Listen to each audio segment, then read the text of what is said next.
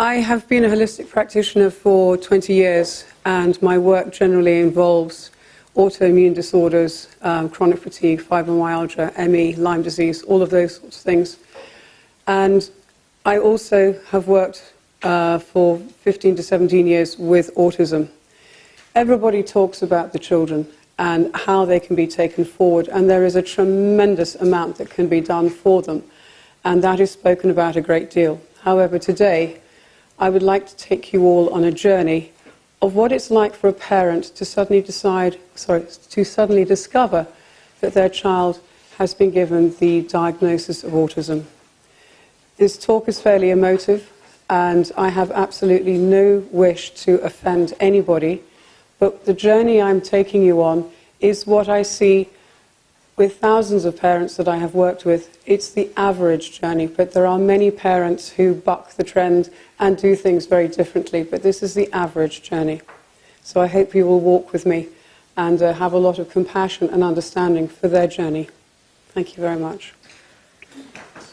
The Lymes, the chronic fatigues, the fibromyalgias, all of which you are familiar with, but a large part of my work has also been to do with autism. I have worked for 17 years with autism, and I have an autistic son. I took a break from the clinical holistic work, and for 5 years I worked with horses doing circus tricks with autistic children, and we had the most incredible results with it. But it was a financial bottomless pit, so I had to walk away from it. You will hear from lots and lots of different people how much that can be done with autistic children, and there is so much that can be done. But that is not what I want to talk to you about today. I would like to talk to you today about something that is rarely spoken about. It's the first time I have spoken about it, probably because I have not been strong enough to do so. This is probably the most difficult talk I will ever have had to give. This is the journey of the parents from conception to 10, 15 years on. It starts off as a very beautiful journey. It becomes a very cruel journey. There are a lot of lessons to be learned, and then there is beauty and wisdom. And the last part is not generally seen until they've done 10 or 15 years of that journey.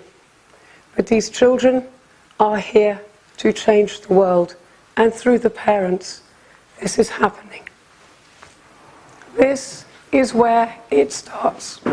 There are many of you as parents in the room, and you will all remember this day. They may have been trying for a child for some time. It may have been a surprise, but usually the news is received with a joyfulness. Hopefully, the mother will have been cleaning her act up before getting pregnant. She will have thought about how she should be preparing her body. When she finds she is pregnant, we hope she's going to give up the booze. We hope she has given up the microwave dinners, that her food has now become conscious, organic, healthy, and generally mothers think about what they put in their bodies, and they try and do the best they can. Her body will be changing, and we hope she will be taking some exercise. She will be meeting new friends through antenatal classes. She may be going to yoga classes and lots of different pregnancy environments where people meet on this journey, including the shopping trips because she's getting bigger.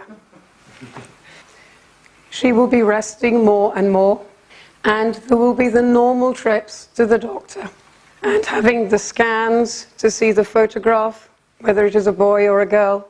And this is the normal preparation that goes with pregnancy that many of you in this room will be completely familiar with.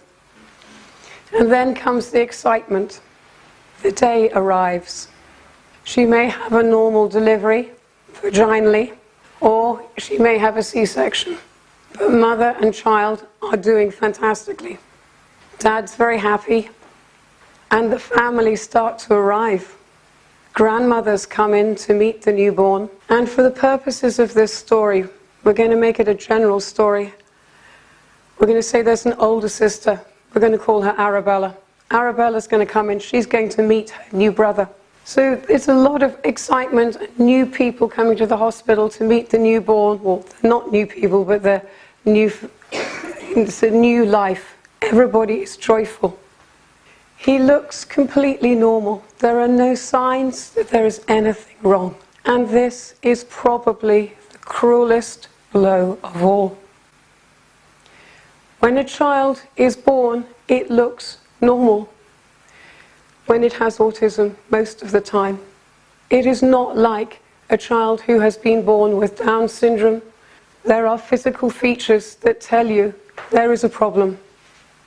Leading up in the pregnancy, they can measure, they can see problems. There is no sign here. A dilemma starts to come into their minds. The vaccinations are coming up in conversation. She has a sense that she may not want to vaccinate, but her friends that she met at antenatal classes are all vaccinating.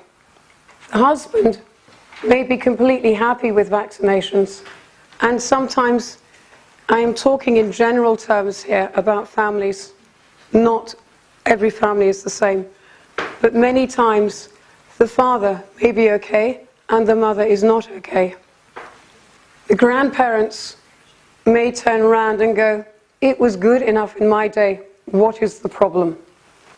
She sees all the research on the internet about the women who are voting not to have their children vaccinated, but her friends from antenatal classes and yoga classes, they say they are nutters, ignore them.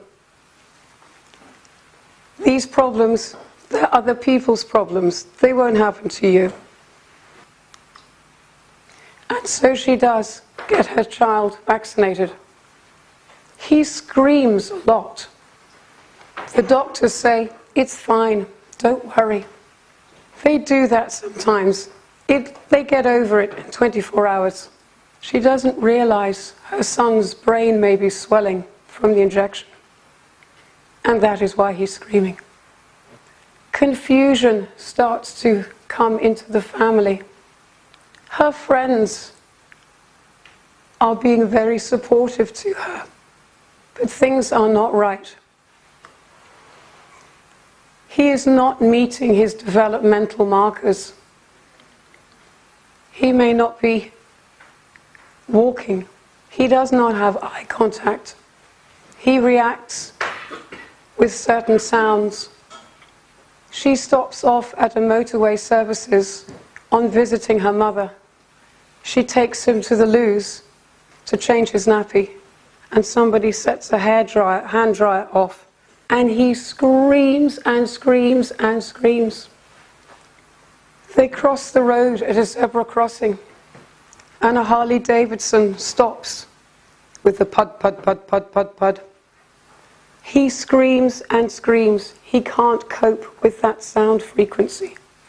She does not know where she can take him that is safe. He has delayed speech and language. Her new friends, they say, your father was a late developer. Don't worry. Boys are slow. He will catch up. And they try and put her mind at rest. But she is a mother. She knows something is wrong. And woe betide all of you as practitioners. When a mother knows something is wrong, she is right. Listen to her. She may not have the answers, and she may not have the solutions, but listen to her. There is always a solution out there. We just have to find it. Next comes the heartbreak. Johnny, is what we're going to call him, is becoming very aggressive. He can't sit at a table and eat. He doesn't see other people in the room. He gets very angry with noises and lights, and he's frightened by things that nobody understands. The grandparents, they don't understand. They say to the mother, "You're being too soft. He just needs discipline. Give him a slap." The mother knows this is not the answer. She's probably tried that too, but she does not know what to do. Johnny is now isolated. He has no friends. He doesn't know how to play in the normal way. His parents don't know what to do, and there is heartbreak everywhere. The mother had a lot of friends. She met them at antenatal classes. She met them at yoga classes. But Johnny is very strange, and she's not being invited any longer to the coffee mornings and tea parties. She's not invited to the second and third birthday parties because he can't join in. He is disruptive. He throws food around. He either doesn't see the other children or he's violent. And so she is losing the social interaction with her new friends too. So not only is Johnny isolated, now is the mother too. After months of fighting with the authorities and the doctors, they finally get an appointment with a pediatrician. You know a label is coming, and you want to know because then you can get help. But you don't really want to hear it. And finally the A word is mentioned, autism. They are completely overwhelmed and they are suffering from loss. Their hopes and dreams have just been stolen from them. They perceive they have a huge burden, financially, emotionally, and physically. They don't know which direction to turn in. All the information they are seeing at this time contradicts each other. The normal trajectory that other families are on is no longer their trajectory. All the photos that they envisage of the first day at school, Johnny may not have that. But all their friends' children, they have their first days at school. And they see their other friends' children as being normal. Why them?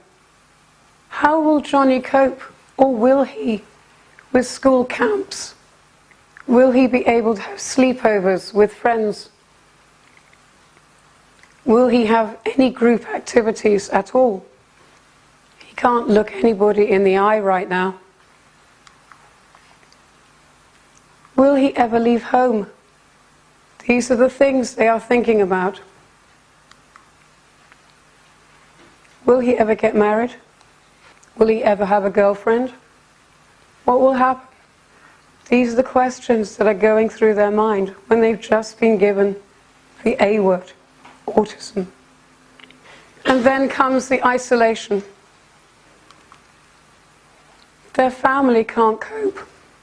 The grandparents don't understand. The aunts and uncles, it's not their problem. There is nobody there to rescue them. And so they do the best they can. The shopping trips us girls enjoy, the retail therapy, it's gone. Nobody can look after Johnny. So she doesn't get those trips out with the girlfriends for a coffee. And she can't take Johnny because he will destroy the shop. Where are those candlelit dinners? Those very special romantic dinners between husband and wife? They can't happen now because the grandparents don't want to look after Johnny for the odd evening. They can't trust to employ somebody either. And those lovely romantic weekends, they have gone too. So husband and wife are now suffering.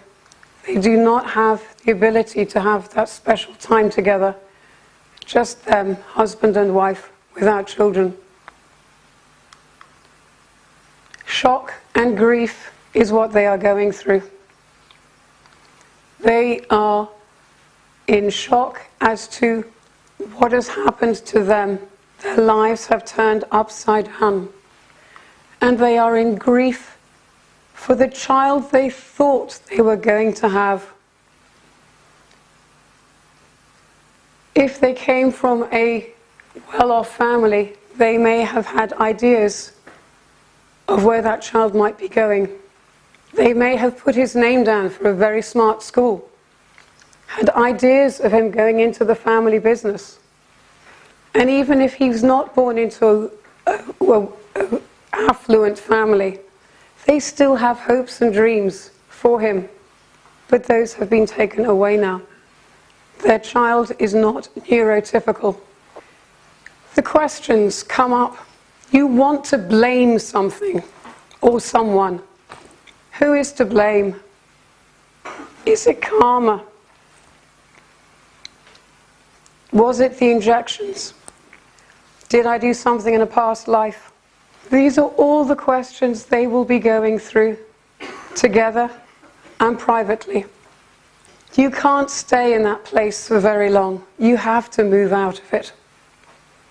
It feels better when you start to explore and discover things. She didn't know about mercury in her teeth. And the mother and or the father start this voyage of discovery. They find out how toxic mercury is and how it keeps being put in people's mouths, how it affects the brain and the digestion system. Maybe that had something to do with it. They never thought about all those plastic bottles they used to drink out of, all the phthalates and the toxicity and the plastic in their bodies. Maybe that had something to do with it. Nobody told her that the meat she got from her butchers was all fed GMO food. I don't know how it is in Germany, but in the UK, 90% of farmers' food for their cattle, their sheep, their pigs, all has genetically modified grain in it. So probably 99% of meat from a supermarket, unless otherwise labeled, will have been fed genetically modified grain. Maybe that had something to do with it too. And then it is their own DNA, the genetic stuff. Maybe their own genetics had something to do with the way Johnny has turned out. Then, after the discovery, parents generally go through a period of what I call toughing it out. She's up every single night, week in, week out, month in, month out. There is no break. Her husband tries to help her, but he has a job to hold down. He needs to bring the money in. Johnny is excited at night. He may have nightmares. He just may be alive at night. But he doesn't generally sleep at night. And she is exhausted. He doesn't know what to do. He is exhausted too. They have no time for each other. He feels like a glorified wallet. He keeps providing the money. It gets swallowed up in lots of treatments for Johnny, and there is nothing for the rest of the family.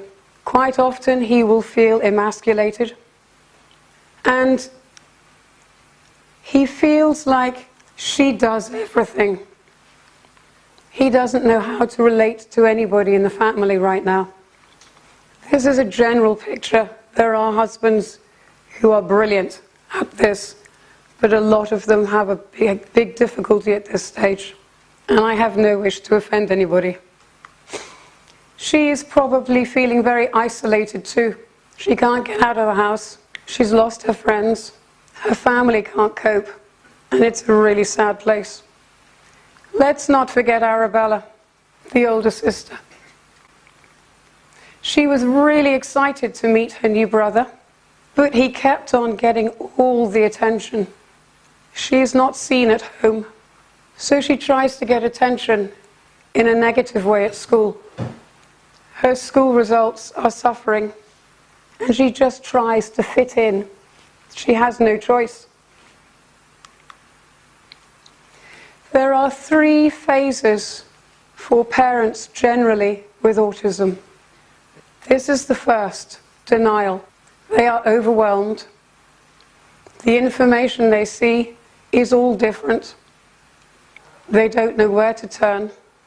And so they shut the world out and hope the doctors are wrong. And maybe Johnny's a late developer. And it will all be okay. The second phase is something I like to call the cause. People feel a lot better when they take action. And this is the action area. The women and the fathers get together after the cause. We must demonstrate so this doesn't happen to other people. We must write on the forums and on Facebook. We must rally and gather people. There's all the tests we can do. There are lots of tests they can go to specialists for and doctors, and it all takes a huge amount of research. Maybe they can find the one thing that will make the difference, the one thing that will cure Johnny. And then there's the research. These parents have files and files and files of it. They're studying the causes of autism. What's in the injections? What's in heavy metal toxicity? Pesticides, brain function, liver function, anything they can study to make a difference. And they're studying and working so hard. They forgot why they were doing it. Johnny and Arabella aren't seen. They are too busy fighting the cause. But they feel better for it. It masks their pain. Her kitchen has completely changed. On this side of the kitchen, we've got gluten-free, casein-free, biomedical supplements, even sometimes machines. And on this side of the kitchen, we have the normal food. Johnny's food is prepared separately and washed separately, and he has separate knives and forks. She may even be cooking 2 lots of meals. It's a lot of work. She and or her husband may feel like they've got a PhD now. Viruses, parasites, bacteria, digestion. They have done so much studying. They feel like experts. They're trying to put all of these things together.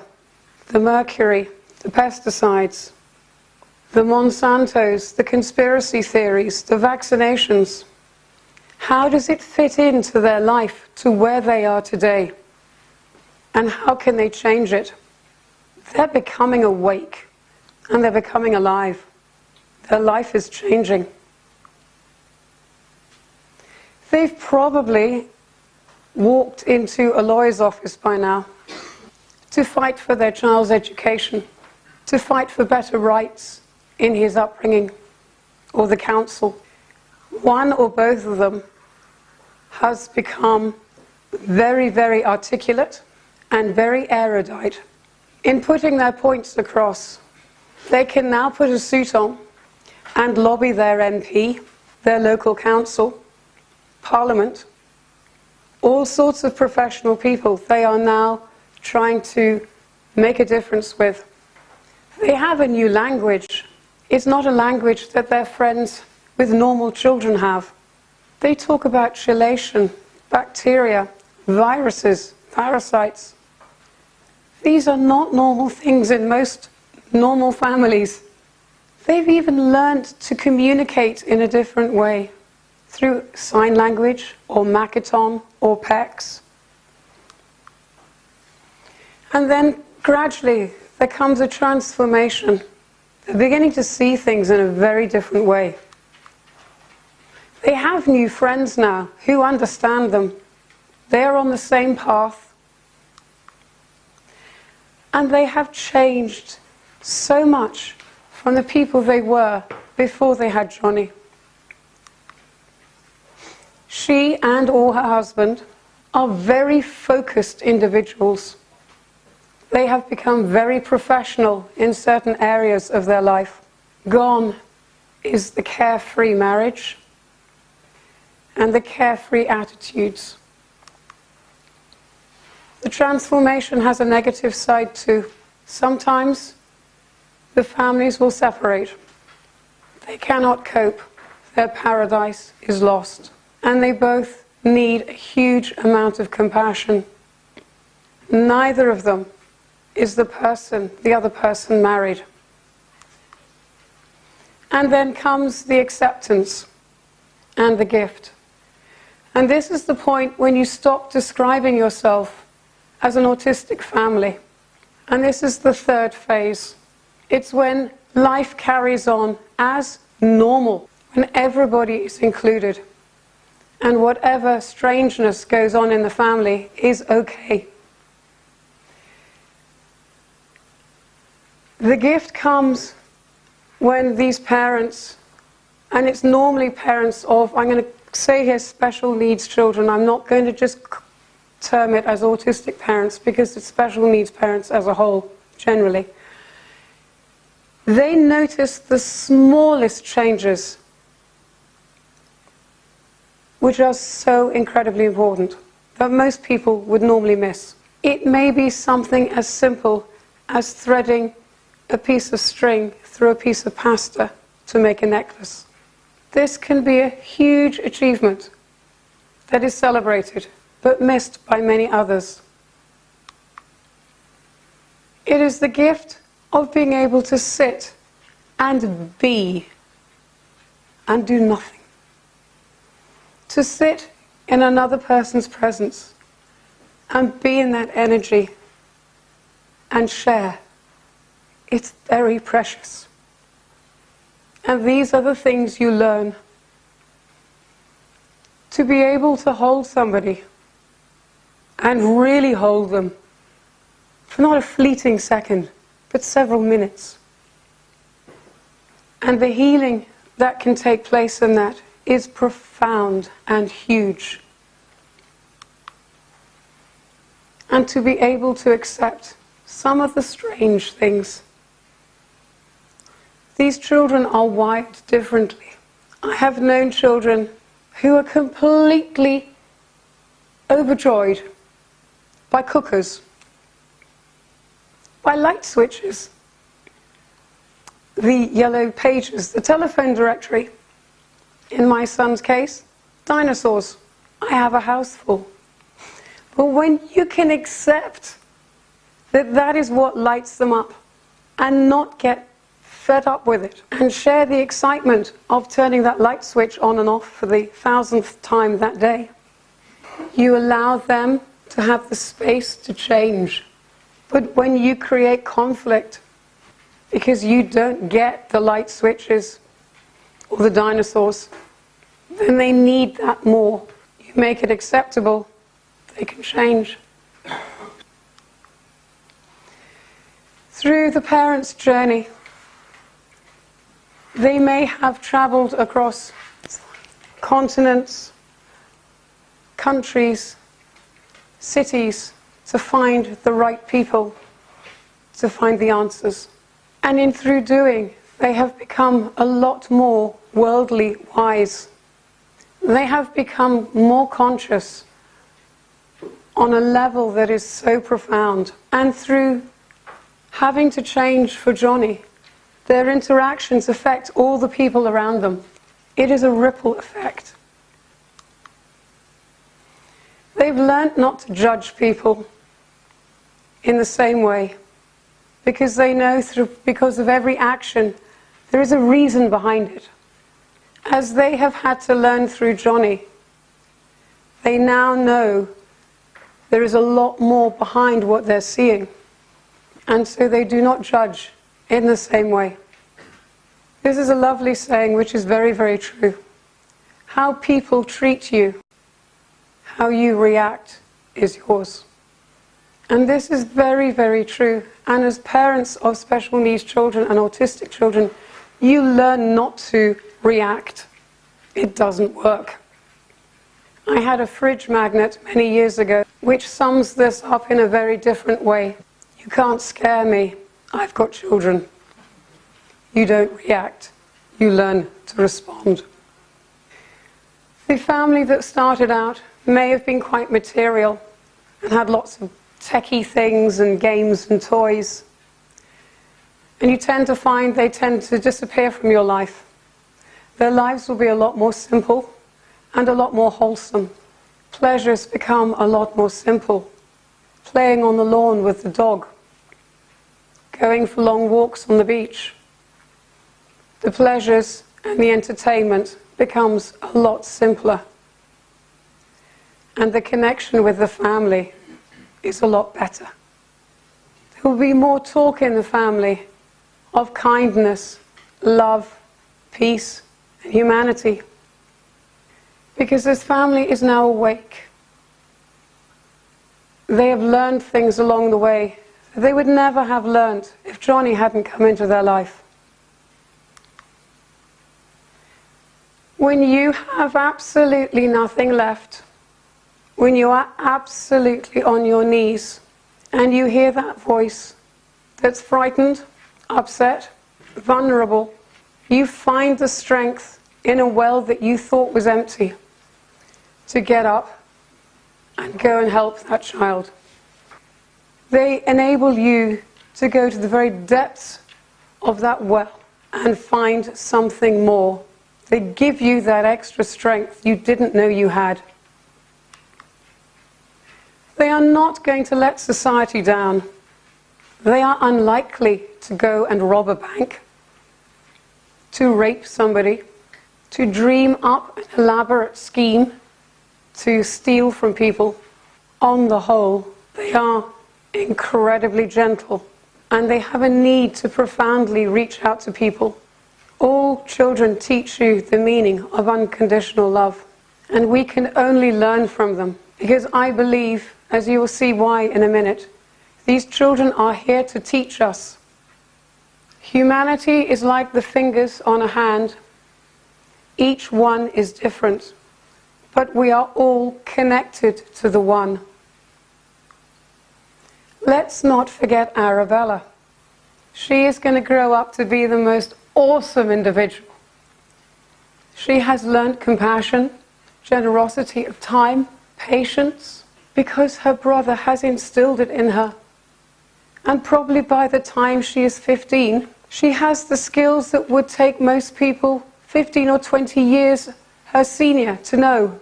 She has skills that are so far beyond her peers at this time.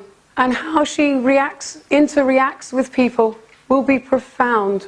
It was not easy for her to start with, but the skills she now has, she can do the most awesome things in the world because of her experience of having an autistic brother. Autism always starts off by being a very cruel blow, and usually, and I say usually, ends up by opening our hearts to our greatest gifts. Hurt becomes the greatest teacher, and when you're ready to see it, and only when you're ready to see it, wisdom is the lesson.